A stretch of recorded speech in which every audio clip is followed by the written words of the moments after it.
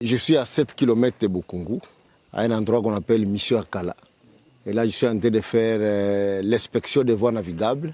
Comme vous le savez, nous avons commencé un programme qui est le complément du programme des 145 territoires dans ces provinces oubliées, longtemps oubliées. D'ailleurs, l'homme qui fait trop de bruit à Goma, là, c'est l'homme qui a fait 18 ans dans ce pays.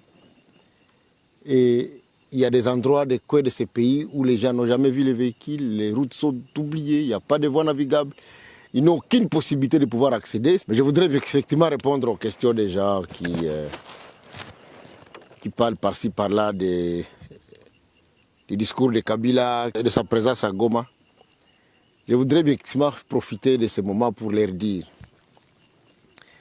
qu'il n'y a pas un grand témoin oculaire de ce qu'il a fait comme moi. Le 13 août 2013,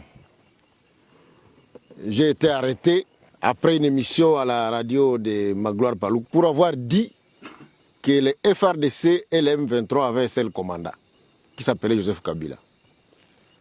On m'a condamné à 3 ans de prison pour faux bruit. Mais je crois qu'aujourd'hui, les juges qui m'ont condamné se rendent compte que j'avais raison. C'est effectivement lui qui était déjà à cet temps-là le commandant du M23 et au même moment le commandant des FARDC.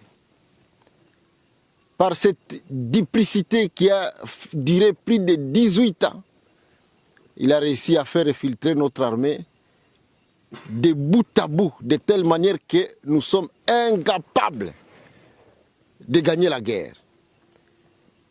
Il est allé trop loin, puisque dans les récents affrontements, il appelait individuellement des officiers qui lui sont encore fidèles pour qu'ils puissent saboter les efforts du chef de l'État, notamment en abandonnant des villages tout entiers et des villes entre les mains des rebelles. Donc depuis longtemps, la rébellion du M23 a comme commandant suprême Joseph Kabila. Et d'ailleurs, par mes renseignements, j'avais appris que Nanga voulait devenir président de l'AFC.